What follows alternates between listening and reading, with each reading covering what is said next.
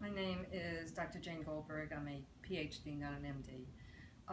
I knew Nicholas Gonzalez from 1983. And it's a funny story how it is that I know the exact year that I met him.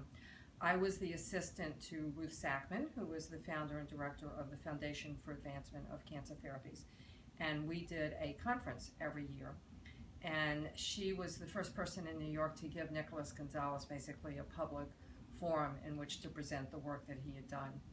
And I met him at that conference. And then over the years, I was aware of what he was doing with his cancer patients and the pancreatic enzymes and Donald Kelly. In fact, there was a Donald Kelly patient that spoke at the FACT convention every year. She had been so sick that actually the only way that she was absorbing any nutrients was through rectal feeding. I mean, she was really on her deathbed.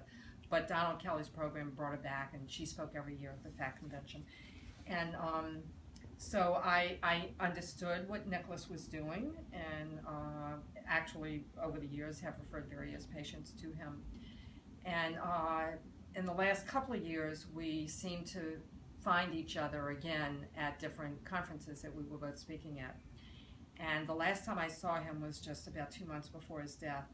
And I went up to him and said, I wanted to remind him of when we met, how long ago it had been, and the circumstances of it. And so I went up to him and I said, I don't know if you remember, but we met at the first FACT convention that you spoke at.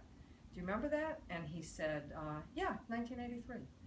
And I thought, whoa, oh my God, this guy has him on like a claptrap, which of course he did and presented it and exhibited it in so many thousands of ways. But Nick Gonzalez was just the warmest, nicest man. He just was a gem of a human being. And I just, every day I think about him, and every day I sorrow for the loss of all of us.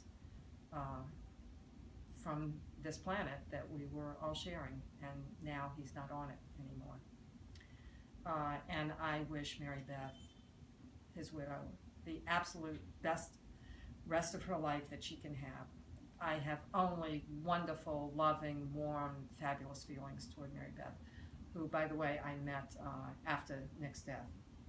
So that's what I'd like to say in memory and memorial of Nick Gonzalez.